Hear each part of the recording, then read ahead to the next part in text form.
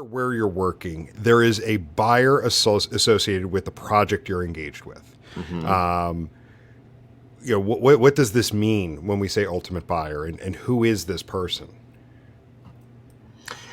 It's such a good question, and I'm going to take a slightly opposite approach to start and talk about internally, because I think it's a challenge that lots of analytics organizations struggle with. They believe they know who their buyer is. Um, well, maybe that's a stretch. A lot of times they don't. It's been interesting over the years to talk with lots of different people in these organizations, and sometimes we'll ask some very pointed questions around, why are you doing what you do, who's requesting this, how are they using it.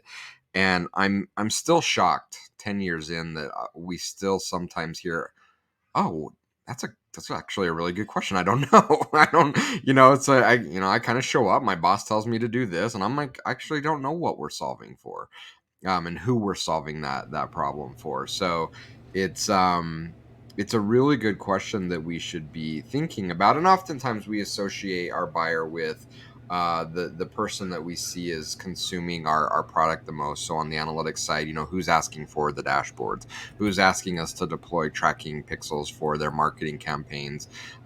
We often see them as buyers, and they are definitely important buyers in the ecosystem. But oftentimes there's an ultimate buyer, as you put it, which we don't see kind of behind the curtain.